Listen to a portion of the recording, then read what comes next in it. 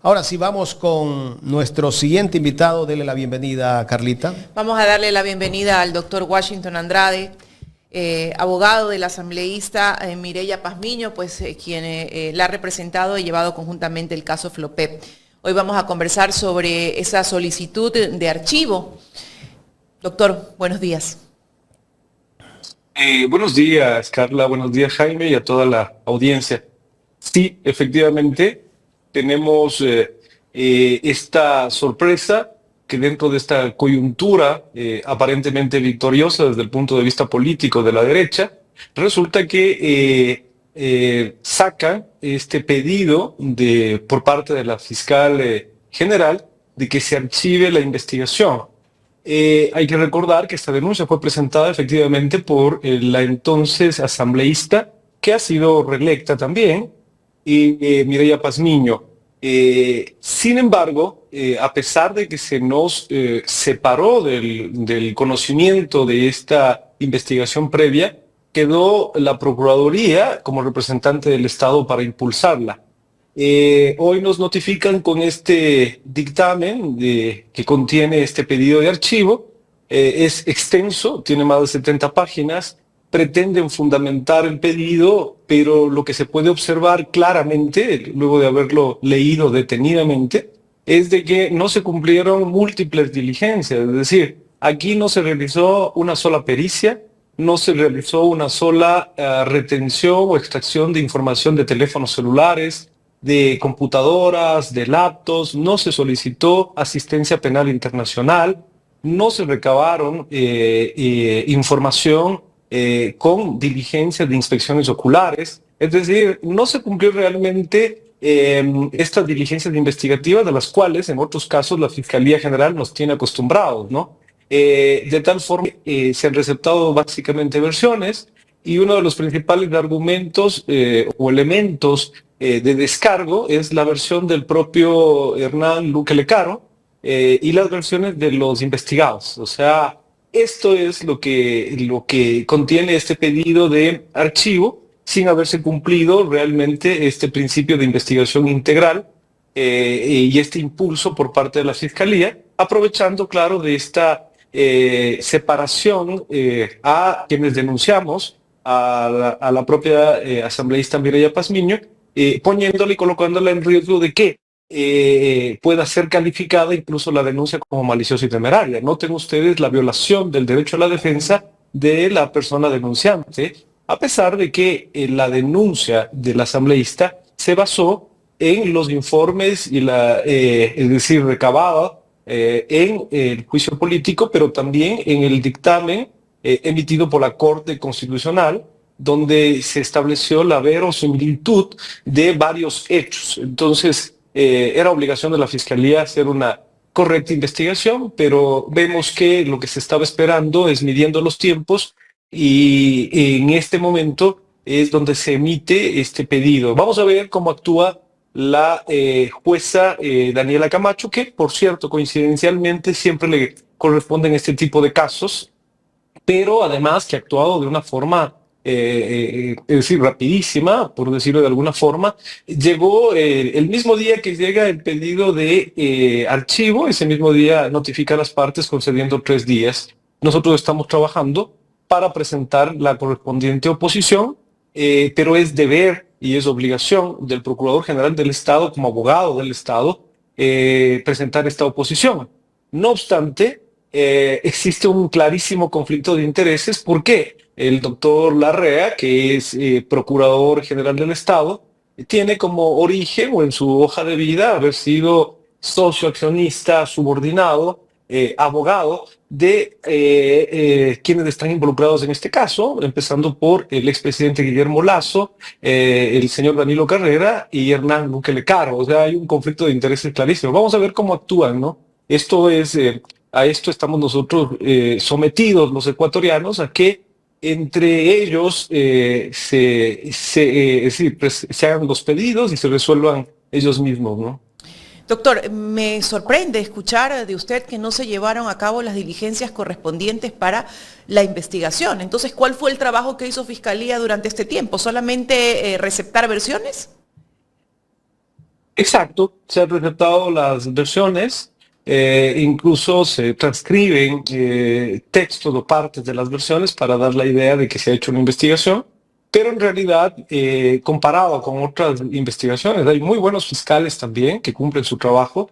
Nosotros tenemos 25 años de experiencia y sabemos cuáles son los puntos de quiebre en cualquier proceso y cuando se llevan adecuadamente las investigaciones. Ya hemos visto que en otros casos, incluso la fiscalía, con noticias crímenes o llamadas por teléfono, todo eso procede de manera espectacular, realiza operativos, incauta teléfonos, en otros casos incluso hasta arrancha teléfonos y todo eso, y luego los publica y todo eso. En este caso, guardaron silencio, trataron de invisibilizar el tema, separándonos del conocimiento de la investigación. Es decir, a pesar de eso, nosotros solicitamos varias veces, hicimos varios pedidos y uno de los principales pedidos era de que opere el traslado de la prueba. ¿Cómo operaba este traslado de la prueba? Del caso Encuentro. Recordemos que están relacionados, pero ahí ya se practicaron pruebas incluso en la audiencia de juicio ante un tribunal penal, por lo tanto ya adquirieron el carácter de prueba. Varios de estos elementos tenían relación con la actuación de los investigados en este caso. Sin embargo, a pesar de nuestro pedido, estas diligencias simplemente no se dieron porque tenían el control absoluto de la investigación y, claro, esperando el momento oportuno para efectos de hacer este pedido de archivo, y creo que pagar favores, además con otras connotaciones que tiene esto, porque recordemos que está en ciernes el inicio de un concurso. Y hay que averiguar quién es el abogado del expresidente Guillermo Lasso y quiénes son los abogados de los investigados que potencialmente se dice en los corrillos que están ungidos o está ungido como para ser o participar en el concurso para fiscal general. Entonces, parece ser que todo se hace calculado de tal forma que no haya conflicto de intereses al momento de hacer la designación, ¿no? Y como favor se paga con favor en este país. Es lo más probable que así sea. Ahora, se hace esta solicitud de pedido de archivo, ustedes obviamente van a presentar pues una apelación a aquello, entiendo. ¿Qué tiempo toma esto, doctor? ¿En qué tiempo se podrá determinar si la solicitud de ustedes es tomada en consideración? Bueno, el trámite establecido en el COIP no es realmente un recurso, sino es una oposición. Si esta oposición se presenta dentro de los 3 días que se concede, que son un plazo, no término, evidentemente tendrá que pronunciarse la jueza en este caso, pero como hay el antecedente de que se nos excluyó de la investigación, no se nos tenía como parte, claro, estaría incluso en riesgo que nuestra oposición pueda ser aceptada o no. De todas formas, como ciudadanos, como denunciantes, nosotros vamos a hacerlo de manera motivada y vamos a esperar, repito, que quien está llamado a hacerlo, que es el Procurador General del Estado, aunque tenga este conflicto de intereses, vamos a ver si es que lo hace. Ahí nosotros nos vamos a dar cuenta de cuáles son las actuaciones y cómo está operando. Deben saber también que el peculado no prescribe, y si bien es cierto, eventualmente se podrá hacer un archivo estratégico, todo ello, en algún momento se podrá reabrir, ¿no? Pero ya, repito, hay tantas falencias en esta investigación, a pesar de lo extenso de este dictamen, pero realmente lo que podemos ver es una gran transcripción insulsa de varias versiones de los mismos investigados, ¿no? Doctor, aquí nos hacemos la pregunta a los ecuatorianos, ¿no? Al archivar este caso, ya el señor Hernán Luque Lecaro, ¿no?, que es el que hemos querido que venga, que hable y que dé la cara, ya podría venir con toda libertad al país. Bueno, hay que recordar que él tiene prisión preventiva y está suspendido el juicio respecto de él por el caso Encuentro, donde ya se ha dictado una sentencia condenatoria, que en este contexto, a lo mejor en el recurso de apelación también esta sentencia queda en nada, ¿no? Y es que ya estamos viendo cómo está operando todo el contexto y aprovechándose esta coyuntura política. Pero sigue vigente esa prisión preventiva, ya. Este era otro de los casos por los cuales nosotros estamos requiriendo de que venga, pero veo que cómodamente le han tomado la versión en la cual no nos dejaron participar de manera telemática, es decir, dándole toda la oportunidad para que presente. Entonces, nosotros no nos oponemos porque nosotros siempre respetamos el debido proceso. Pero aquí claramente, a diferencia de otras investigaciones en las cuales incluso se permitió, y la Corte misma, por ejemplo, hay casos en que se permitieron a los denunciantes presentar como acusadores particulares y todo ello, y nosotros presentamos estos argumentos. Sin embargo, dijeron no son parte procesal. ¿Por qué no somos parte procesal? Porque no les interesaba que nosotros impulsemos debidamente y hagamos el control de las investigaciones en este caso, ¿no? Entonces, ahí tenemos como resultado, pero sí, hay un riesgo altísimo de que el señor Luque Lecaro regrese, es decir, por la puerta ancha. Ya vemos también que otro de los investigados, el expresidente, que por cierto recibió una censura, y este es otro elemento también que no ha considerado la fiscal general en cuanto a eso, la Asamblea Nacional luego dio continuidad al juicio político por el tema de peculado y resolvió la censura, no así la destitución, porque ya se había decretado la muerte cruzada, y además en esa resolución de la Asamblea determinó de que se remitan copias certificadas de toda la información recabada a la Fiscalía para que se inicie una investigación o se acumule. Esto no se hizo adecuadamente, es decir, toda esta información que vino desde la Asamblea básicamente no se consideró, y lo que se ha hecho es, repito, basarse en las versiones de los mismos investigados para pretender fundamentar la supuesta no existencia de la infracción, ¿no? Es decir, con ello, el investigado expresidente que hoy está dedicado a esta tarea de regalar becas, entiendo, ¿no es cierto?, para lavar su imagen, conjuntamente con qué, conjuntamente con esta absolución, entre comillas, de la investigación. Noten ustedes cómo se va empatando todo y cómo se van pagando favores, ¿no? Doctora, nos diera la impresión que este es el primer paso para que ese entramado de casos de corrupción que tenía el caso Encuentro, León de Troya, empiecen ya a archivarse y a dormir el sueño profundo para que la ciudadanía los olvide por completo. ¿Ese podría ser ya el objetivo?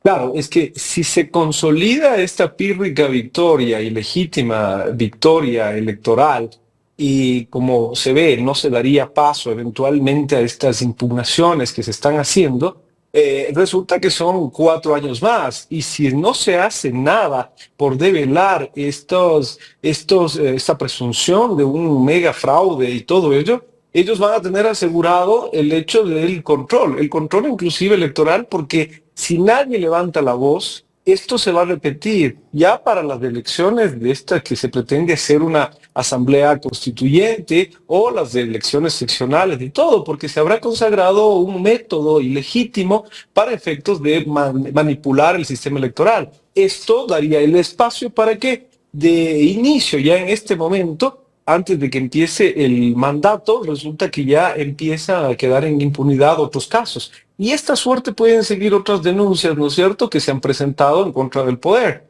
Como por ejemplo el caso de los chalecos de cartón, como por ejemplo el caso Sacha, en la cual yo ya rendí mi versión, pero la Fiscalía decidió estratégicamente, y noten ustedes la relación, el patrón de comportamiento en los casos en que hay que investigar al poder.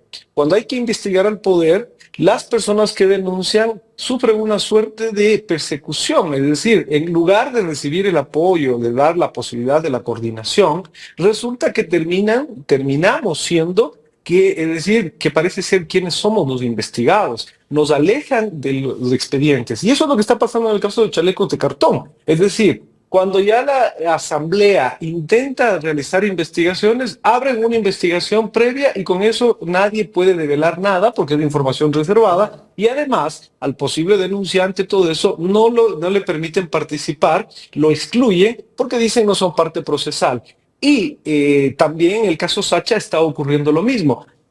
Cuando yo presenté una petición de acto urgente para que se recabe información, Resulta que la Fiscalía, en lugar de dar paso al acto urgente, decidió abrir una investigación previa en contra del mismo presidente de la República y de otros funcionarios. Con eso nadie puede hablar nada del campo Sacha, pero no se me ha permitido, otra vez, revisar ni siquiera el expediente cuando rendí mi versión. Es decir, se me negó el acceso al expediente. No tengo conocimiento y sin embargo se me advierte que no devele ninguna información de la investigación previa a la cual no me dan acceso. O sea, esa es la forma como trabajan, ellos dirán científicamente, ¿no? Yo considero que esto se trata de una viveza criolla elevada a una tecnificación judicial, amparándose en estas herramientas en el COIP, que pretenden supuestamente conservar la reserva, pero cuando les conviene, en otros casos, incluso la información se devela, ¿no es cierto?, se filtra y hasta medios de comunicación van a acompañar a los allanamientos, ¿no?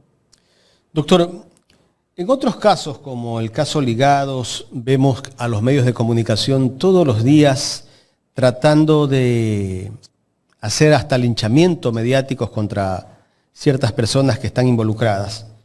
Aunque yo creo desde mi punto de vista, yo no soy abogado, pero ahí casi no hay delitos. Pero en este caso del caso Flopec, los medios de comunicación casi no le han parado bola, totalmente desapercibido. Ningún canal de televisión nacional ayer, no sé si yo me equivoco o no vi todos los noticieros, no han sacado nada. ¿Por qué? A ver, invisibilizaron todo este tema luego que se presentó la denuncia y todo eso. Luego vemos que ya hay un lavado de imagen. ¿Por qué?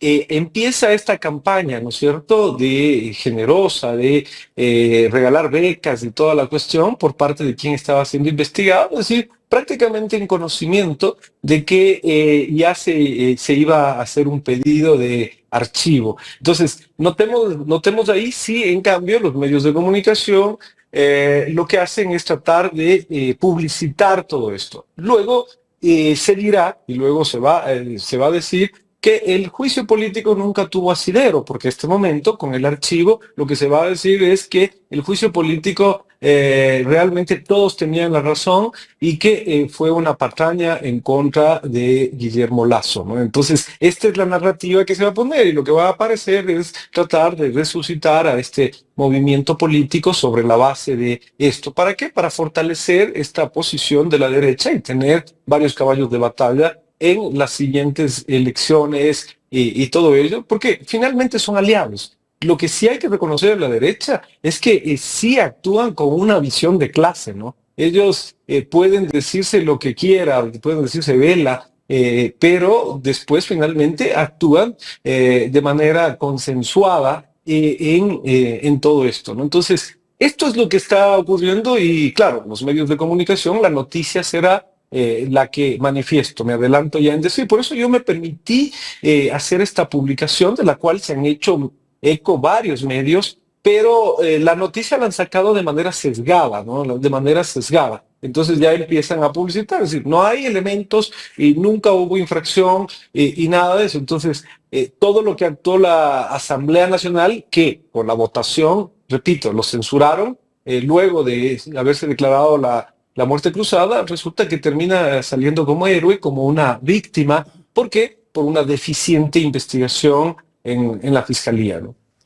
Desde su punto de vista, ¿sí hay elementos de prueba para que se investigue el caso? A ver, lo que nosotros decimos es de que hay varias peticiones de diligencias que nosotros solicitamos en la misma denuncia. Y esto no se cumplió, porque como nos excluyeron, básicamente lo que hicieron es seguir esta línea simplista de pedir las versiones, de pedir cierta información con oficios, pero no de actuar eficazmente, eficientemente, realizando esta recabación de información, extracción de información. Y a esto se suma lo que este gobierno hizo, y por eso digo que hay, es decir, actúan de manera consensuada. Recordemos, ¿qué es lo primero que hizo este gobierno?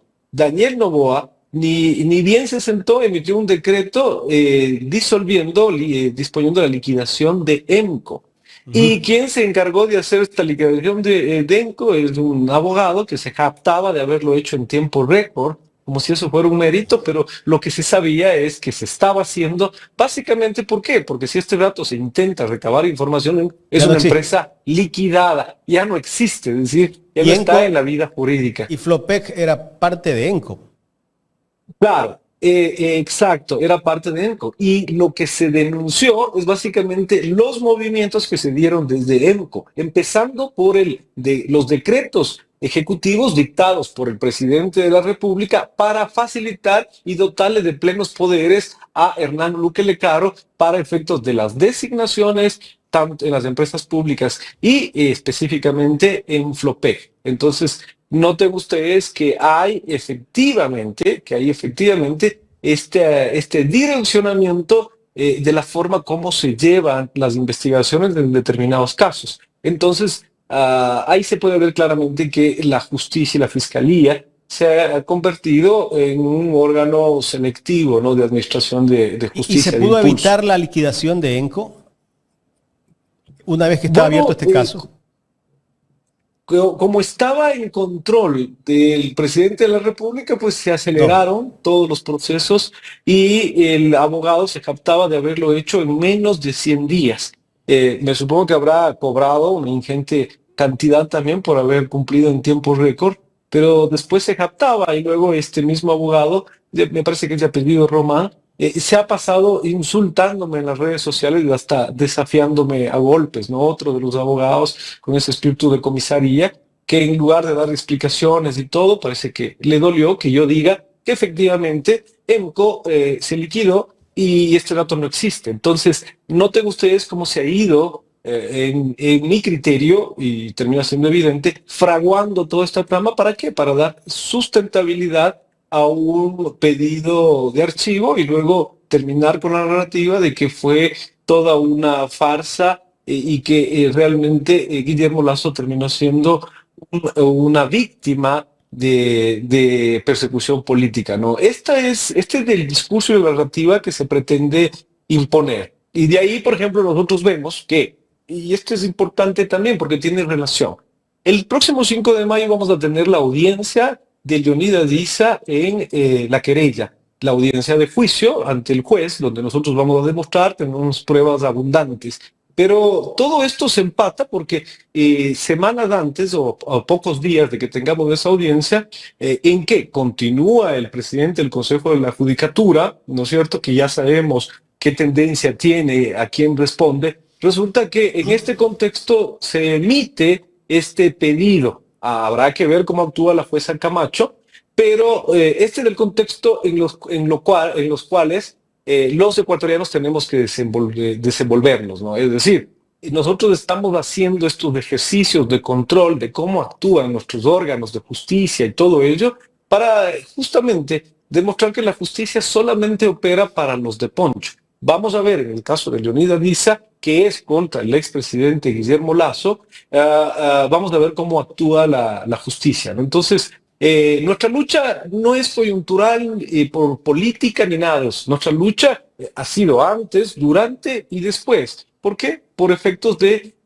pelear por la justicia, por la transparencia y por la independencia judicial. Doctor, dos preguntas más para pasar a otro tema. ¿A ustedes los convocan a audiencia para cuándo? ¿Y quiénes tienen que ir a esa audiencia? ¿Tiene que ir el procurador también? No, este es de ejercicio privado de la acción, se conoce como de acción privada. Y es ante el juez, no interviene fiscalía, ventajosamente, ¿no? Porque ya veríamos de qué lado está. Pero este es de un delito contra la honra y ya están evacuadas todas las pruebas incorporadas al proceso. Ahí se dijo que Leonidas Diza es terrorista y que había incendiado la Contraloría. Tenemos la prueba abundante de que estos hechos no son así. A Me eso es lo que refería me al caso refería, ¿no? Flopec. Ya, perdón, y como estábamos ahí. En el caso Flopec, la Fiscalía ya presentó y las partes, nosotros vamos a presentar la oposición y esperamos de que la Procuraduría lo presente, pero hay que estar atentos a ver cómo actúa la Procuraduría en esto, y ahí nos vamos a dar cuenta si efectivamente el procurador actual se ha podido deslindar de estos vínculos que tiene en sus antecedentes y en su hoja de vida de haber sido subordinados de quienes están siendo investigados y quienes están involucrados en este caso. Correcto. Y la última sobre este tema, Hernán Luque está en Argentina, ¿está detenido o está bajo arresto domiciliario? Está con medidas sustitutivas, alternativas a la prisión preventiva, es decir, tiene que cumplir presentaciones periódicas y ello O sea, y no está está prohibido de detenido. salir del país. No está detenido, vive en una zona, en Palermo, tuve la oportunidad he estado varias veces allá, de conocer la zona donde cómodamente vive. Y claro, ahí hay que decir, y esta parte es importante, está con uno de los estudios jurídicos más connotados de Buenos Aires, es decir, que deben cobrar una fortuna, y hay que ver quién le auspicia, quién le patrocina. Creo que sería el mismo que dijo que lo va a traer del cogote, ¿no? El cogote. Entonces, del cogote, me parece que creo que esto era simplemente es un dicho retórico que sirvió para que la prensa trate de decir de que estaba contra la corrupción, pero en definitiva habría que hacer esa averiguación. Aquí lo que ha ocurrido es que ha habido una falta de impulso también, de impulso adecuado, es decir, no solamente formal, sino material de parte de la Procuraduría General del Estado. Y esta parte es importante. La Procuraduría General del Estado tiene una división, una unidad que es de gestión procesal internacional, de patrocinio procesal internacional. Y entonces ahí tenía la posibilidad incluso de contratar abogados para efectos de que agiliten, de que comparezcan a ese proceso, y nada de eso se hizo. Lo que se demitió y se cumplió con las justas es mandar la información que el presidente de la Corte dispuso que se envíe por Cancillería. Pero de ahí no hemos visto una sola diligencia de esas que estamos acostumbrados a ¿Y a ver en quién le otros compete casos, ¿no eso? es cierto? ¿A quién le compete esta parte de hacer la coordinación? Es a la Procuraduría General del Estado a través de su unidad de patrocinio internacional, patrocinio del Estado, ¿no es cierto?, en coordinación con la Cancillería. O sea, el Estado, basado en el principio de coordinación establecido en la Constitución, debían hacer estas coordinaciones, debían realizar eso. Pero nada de eso hicieron. Lo único que han esperado son los tiempos hasta que el clima político sea ventajoso y ocurran estos hechos, ¿no? Esto hay que decirlo. Sí, ¿En por qué favor. gobierno se eligió al procurador? En el gobierno justamente de Guillermo Lasso, ¿no? Esa fue la queja generalizada, porque en su hoja de vida constaba de que había sido socio y abogado y empleado del Banco de Guayaquil, ¿no es cierto? Sin embargo, nada de eso se tomó en cuenta y contra viento y marea se nombró. Pero vamos a ver cómo actúa. Ahí vamos a ver de cuerpo entero cómo actúan. Vamos a ver qué calidad de oposición, si es que la presentan, ¿no es cierto?, hacen. Entonces, veamos si es que defienden los intereses del Estado o si no, será la confirmación de esta trama que busca impunidad. Doctor, pasemos a otro tema. El campo Sacha. ¿Qué va a pasar con el campo Sacha? Se supone que el presidente dijo ya no más el campo Sacha, no se va a tocar. Pero resulta que esta empresa sigue promocionándose afuera para vender acciones, me parece que es, ¿no? Bueno, recordemos, Jaime, que el presidente no es que no dijo no más el campo Sacha. De hecho, la intencionalidad de él, de sus ministros, que lo han anunciado, es hacer una suerte de concesión, pero realmente es una forma de privatización que le enmascaran con cualquiera de estas figuras, ¿no es cierto? Pero el presidente lo que dijo es, no va más, no se firmará el contrato con la empresa que todavía mantiene vigente la adjudicación a su favor. Y lo que vemos ahí es que también entró una empresa americana en juego que tenía una adjudicación anterior en el gobierno de Lenín Moreno. Pero aquí lo que vemos es que la empresa, acá, este consorcio Sinopetrol, conformado por Amodaime y Petrolia, que esta empresa Amodaime comparte el número de teléfono y correos electrónicos, comparte con la empresa El Ordeño, del grupo económico de la tía del presidente, de la familia Noboa en general. Resulta que hemos visto y ha llegado información internacional de que sus acciones se revalorizaron tras esta victoria del presidente Noboa, y sus acciones subieron incluso en la bolsa, pero además continuaban levantando fondos porque la adjudicación sigue vigente. Entonces, lo que nosotros veremos en los próximos días, esperamos equivocarnos, pero todo indica de que lo que se va a continuar es, porque ya hay voceros, ¿no? Estos voceros, estos lobistas que ya hablan de la necesidad de que haya inversiones, es decir, ponen en una situación catastrófica al Campo Sacha, a Petroecuador y todo eso, ¿para qué? Para efectos de que se justifique la entrega del Campo Sacha a estos consorcios, por cierto, consorcio que ni siquiera todavía estaba constituido aquí en el Ecuador y cuyas empresas tienen como capital $2.000. Está registrado su capital, ¿no es cierto?, social, $2.000, y quieren realizar una inversión y un negocio que supera realmente los 15.000 millones de dólares, y que habría un perjuicio para el Estado de 8.000 millones de dólares si se mantienen esas condiciones. Ahora, las organizaciones sociales, y repito, esto no es una lucha coyuntural, electoral, política, no, es una lucha de organizaciones sociales. Lo que pasa es que las organizaciones sociales, cuando se puso en la mesa qué candidatos o quién garantizaba la defensa del Campo Sacha, una de las listas de la candidatura se manifestó en favor de que el Campo Sacha se mantenga en beneficio de todos los ecuatorianos. Eso hace que las organizaciones sociales, al menos las que me confiaron o me dispensaron con su confianza, apoyemos esa posición, porque esto es coherencia. Pero eso no implica que nosotros seamos militantes o no.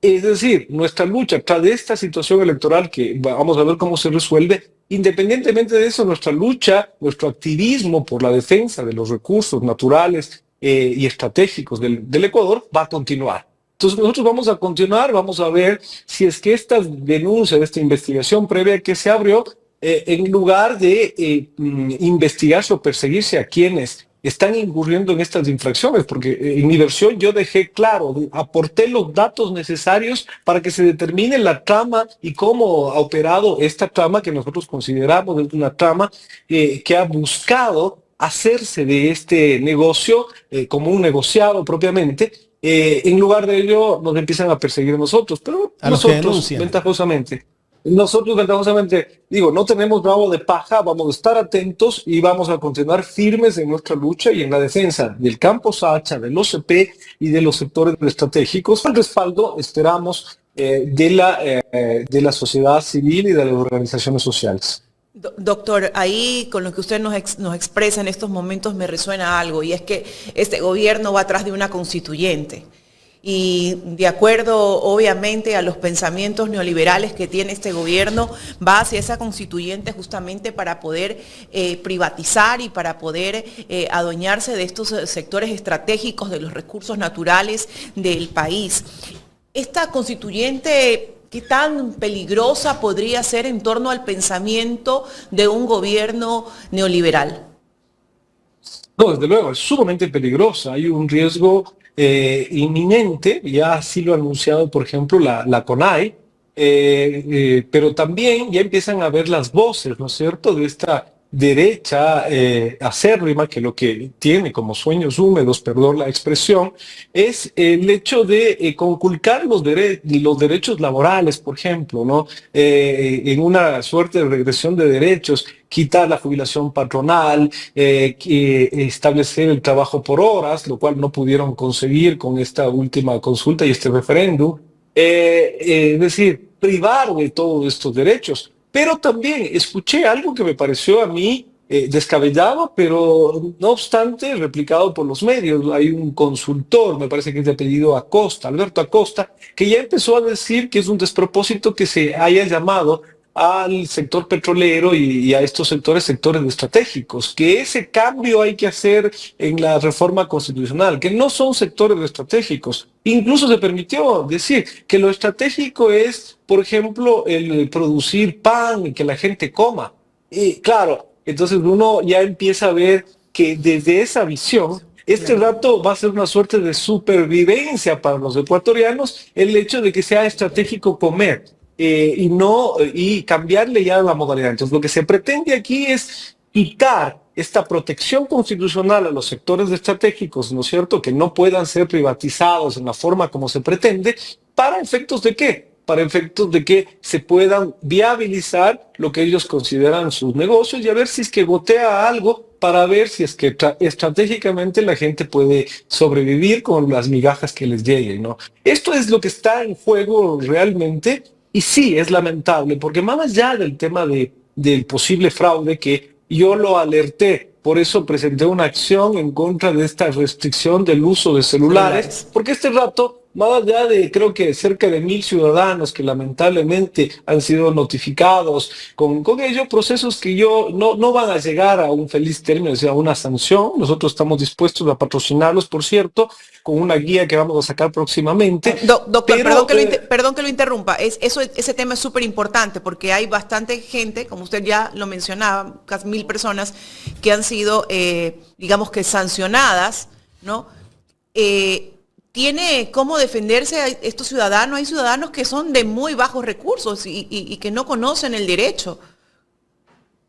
Sí, desde luego sí, pero para concluir solamente la idea y pasamos de esa parte. Nosotros alertamos de esto porque ya veíamos que no solamente se trataba, es decir, de la parte superficial, de tomarse una foto o un selfie, no. Se trataba de que dificulta esto la demostración, ¿no es cierto?, de la cantidad de votos que pudo haber recibido tal o cual candidatura. Noten ustedes entonces que, y además de un posicionamiento de una narrativa de que el voto había sido comprado previamente. Es decir, esto termina siendo, se enmarca dentro de una especie de fraude científico planificado entre varias aristas que podemos tener. Y ya respecto de esto, de esta última parte, nosotros vamos a sacar próximamente por un tema de responsabilidad social, profesional, nosotros vamos a sacar un instructivo. Ya algunas personas han concurrido donde nosotros les hemos dado la asesoría. Tiene que establecerse, es decir, los procesos ya formalmente y el TSE tendría que, sobre la base de esas notificaciones, citar adecuadamente y cumpliendo el debido proceso. Ahí tiene que cumplir 3 parámetros que la Corte en su tibia sentencia de todas formas estableció, que es el debido proceso, el principio de proporcionalidad y el principio de reserva legal. ¿Qué significa esto? Que para el debido proceso tienen que proceder a citar adecuadamente, porque el hecho de que le notifiquen no necesariamente implica que ya está notificado con el inicio del proceso en sede jurisdiccional, si me explico. Entonces, que le haya notificado el CNE o el secretario de la mesa que no tiene facultades de acuerdo a la ley para ello, tienen que iniciarse el proceso y tiene que garantizarse el debido proceso y el derecho a la defensa y tienen que presentar la prueba de que se tomó la foto detrás del biombo, del biombo o en qué circunstancias, porque la prohibición es que en el momento del sufragio, para efecto de tener la prueba en el momento del sufragio, quiere decir que se violó su derecho al secreto, su derecho al voto secreto. ¿Se me explico? ¿Cómo demuestran eso? ¿Cómo sustentan, es decir, y cumplen el principio de reserva legal si no hay normas que determinen? Es decir, está tipificado de que una persona se haya tomado un selfie o que otra persona familiar le haya tomado la foto mientras lo exhibía. ¿Está tipificado eso?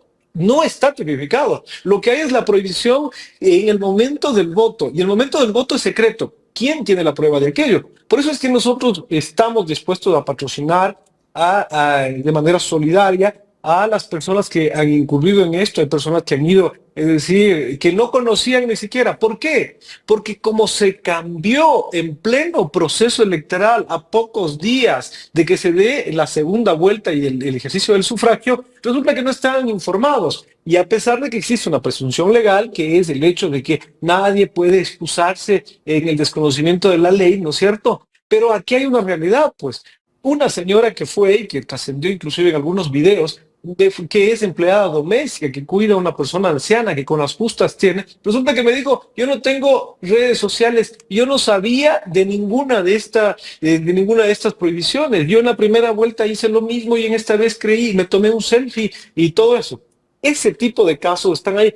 Y creo que en ninguno de esos casos el TCE podría llegar a sancionar, y menos tan desproporcionadamente como está. Pero ¿le sirvió para qué? Para poner, con esta política de terror, poner miedo en la población y que nadie pueda, este momento, tener documentadamente la constancia de por quién votó. Noten ustedes cómo este elemento es tan importante para efectos en estos momentos en que se alega que potencialmente hubo un fraude, no se tenga los elementos necesarios como para decir, mire, yo voté por tal persona, ¿no? Así es como funciona, pero nosotros dimos las alertas e hicimos lo que teníamos que hacer como ciudadanos, proponer una acción, ¿no es cierto? Recibimos un tibio resultado de la Corte. Sin embargo, esa sentencia no sirve incluso para defender a las propias personas que lamentablemente hayan sido notificados. Doctor, una última pregunta, aprovechando que estamos tocando este tema de las elecciones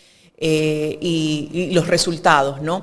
El presidente Daniel Noboa incurrió en muchas inconsistencias y vulneraciones al derecho, ¿no? ¿Aún se pueden tomar acciones contra esto, dado pues que hemos tenido, por ejemplo, un tribunal que ha sido bastante tibio, que se ha hecho pues de la vista gorda? Tuvimos una cancha inclinada totalmente, tuvimos un presidente candidato, tuvimos un presidente que contrató a artistas extranjeros, que salió con menores de edad, que utilizó recursos del Estado. ¿Aún se puede hacer un llamado en torno a las denuncias? Mire, si usted me pregunta, yo en un Estado de Derecho y si se respetara la Constitución y la ley, el presidente candidato tendría que ser sancionado con la suspensión de sus derechos y la pérdida del cargo. Eso debería hacerse. ¿Por qué? Porque hay constancia, es decir, flagrante, de que de que no cumplió la ley y que se ejerció como candidato sin encargar la presidencia a quien le correspondía. Esto es completamente flagrante. Es decir, un Estado de Derecho donde se hiciera respetar la ley y la Constitución, esto es lo que ocurriría. Es decir, sin embargo, los órganos de control, ya vemos el TCE, lo que hacen es tener una especie de poder con esto. Ellos saben, y si se activan estos procesos, ¿qué es lo que van a hacer? Me supongo que van a terminar sacando réditos de todo esto, ¿no? Entonces ya vemos cómo opera. Pero categóricamente lo digo, en un Estado de Derecho, realmente lo que correspondería, ahí sí, no como lo que le hicieron a la vicepresidenta Abad, ahí sí correspondería la aplicación de una sanción, la pérdida del cargo y la suspensión de derechos políticos, ¿no? Pero vamos a ver cómo actúan, vamos a ver si estas acciones avanzan, pero repito, a veces el hecho de poner en conocimiento de las autoridades que tienen que juzgar esto, lo único que se consigue es darles poder de chantaje y de sacar beneficios para ellos, ¿no? Una pregunta más, doctor, que no me quiero ir sin esto. ¿Cuánto tiempo más puede prorrogarse la señora Diana Salazar? Bueno, en un hecho sui generis, tenemos nosotros que queda a la voluntad del funcionario el hecho de que decida cumplir o no. Y la prensa nos hace aparecer como un favor que la fiscal, decida prorrogarse. Nos hace ver. Cuando realmente, y hablo con indignación respecto de nuestra profesión, vemos que sale una rueda de prensa la fiscal titular, el fiscal subrogante, quienes, de acuerdo a las denuncias que se dieron ese mismo día y en horas previas, deberían estarse investigando mutuamente, resulta que terminan ellos decidiendo autoprorrogarse, ¿no? Esto, más allá del informe favorable que les pueda haber dado el procurador, nuevamente, el procurador general del Estado, ¿no es cierto?, que ya sabemos qué origen tiene, más allá de aquello, lo que vemos es que termina siendo una falta de ética pública, ¿no? Es decir, un funcionario que ya cumple su periodo, un funcionario que además puede estar cuestionado por delicadeza, debería dedicarse, dejar sus funciones. Pero ya vemos que era necesaria esta prórroga también para cuidar el resultado electoral, porque hay que recordar que el fraude electoral es un delito y debería estar siendo investigado por la Fiscalía si es que se activa. Pero ya sabemos y ya hemos analizado en nuestra conversación previa en esta entrevista cómo selectivamente se llevan, ¿no es cierto?, las investigaciones. Aquí, por ejemplo, si la Fiscalía actuara y hay esta posibilidad, esta presunción de que se cometió un fraude electoral, incluso utilizando sistemas informáticos, debería realizarse una pericia informática para efecto de determinar si hubo una manipulación. Pero nosotros los ecuatorianos y nosotros que estamos haciendo el seguimiento de todo esto, creemos que esto se va a llegar a hacer. Y debería ser de oficio, casi, ¿no? Casi es imposible que esto ocurra. Ahí encuentran ustedes las razones de estas funciones prorrogadas, tanto en la Fiscalía cuanto en el Consejo de la Judicatura. En esta semana, el lunes, tuvimos la comparecencia del presidente prorrogado también, ¿no?, del Consejo de la Judicatura, que con todo el poder y una parafernalia, además de 15 guardaespaldas, tratando de amedrentar a la jueza Nubia Vera, que tuvo la valentía de estar en esa versión y estar de frente escuchando que realmente a ella le dicen que por ser actriz de teatro y productora de teatro, le dicen que hace teatro, pero realmente quien fue a dar cátedra de hacer teatro es el mismo señor, en que sin ningún resquemor faltó a la verdad, pero son temas que tienen que investigarse por la característica de lo reservado. Ya en su momento se llegará a saber, pero nosotros continuamos. Esta es la lucha que todos los ecuatorianos debemos tener, debemos seguir, y a pesar de que en los momentos, le escuchaba a Daniel Granja, a veces un poco desanimado, ¿no es cierto? Pero esa es la lucha que los ecuatorianos debemos de emprender, tarde o temprano, y esto lo hablo por experiencia, tarde o temprano la justicia y la verdad prevalecen. Así que hay que continuar firmes, eso sí, con los pies pisando firme, ¿no es cierto?, con los pies de plomo, ¿para efectos de qué? De no dar la oportunidad de que estas persecuciones, consabidas persecuciones de estos funcionarios, malos funcionarios, los considero yo, ¿no es cierto?, cumplan su cometido de atemorizar a la gente. Aquí hago un paréntesis. Yo recibí una visita de un personaje muy conocido que está sumamente desanimado porque está siendo perseguido en su ámbito, todo por hacer denuncias respecto del tema del caso de los chalecos, ¿no? Cuando con toda la indignación del caso, de haber sido un excomandante y todo eso, dice, esto es lo que está ocurriendo ahí. Y nadie hace nada. Y por el contrario, quienes están siendo perseguidos son los que levantan la voz, son los que denuncian estos hechos, ¿no? Ese es el régimen que estamos viviendo. Y que lamentablemente la gente, al ejercer su voto, porque no hay que desconocer en cambio que sí ha habido una alta votación. Lo que se esperaba era que iba a haber un rechazo, pero no, sí ha habido una alta votación. Ya vimos esas imágenes que realmente insultan la inteligencia de las personas, cuando vemos que alguien se revuelca en aguas hervidas, en el lodo, con un cartón. Eso es realmente lo que implica haberle dado, es decir, el voto para que haya esta continuidad y para que el gobierno, el Estado, se maneje como se está manejando este rato. Pero la lucha debe ser inclaudicable. Debemos continuar con firmeza y respaldándonos siempre en documentos cuando presentemos denuncias, ¿no? Doctor, queremos agradecerle por el tiempo que nos ha brindado. Sí. Ok, no, siempre es un gusto y bueno, seguimos adelante. Vamos a cumplir y les estaremos informando las acciones de los diversos casos que estamos patrocinando. Gracias a ustedes y buenos días. Gracias al doctor Washington Andrade. Enriquecedora la entrevista. Varios temas. El caso Flopec, que la Fiscalía General del Estado está pidiendo archivar ese caso a la jueza Daniela Camacho. Vamos a ver, ¿no? Lo que sí ha llamado la atención para nosotros que estamos en los medios digitales, no en los tradicionales, es que los medios tradicionales casi que no le han parado bola. Y siempre esto sería un escándalo si fuera al revés, ¿no? Y siempre Fuera la del misma otro lado. jueza, siempre la misma jueza, Jaime, la jueza Camacho. Siempre Sí, la misma jueza. sí, sí, sí. Es impresionante. Yo no entiendo cómo es que este sistema de sorteos, ¿ok? Que se tiene, ¿no? Para los fiscales y para los jueces, siempre es el mismo. Qué coincidencia, señores. Si ustedes le van a apostar a la lotería, háganlo. Se la ganan. Porque se la ganan. Si ustedes creen en los juegos de azar, háganlo, porque me imagino que ustedes se los ganan. ¡Qué puntería! Para siempre el mismo fiscal, siempre el mismo juez. ¡Qué puntería que tienen! Yo quisiera tener esa puntería, a ver si... Se compra el posible. guachito de la lotería, la jueza Camacho, Mismo. y se la gana ¡Qué porque se la gana. puntería! Sí, Lindo. tiene mucha suerte, es suertuda.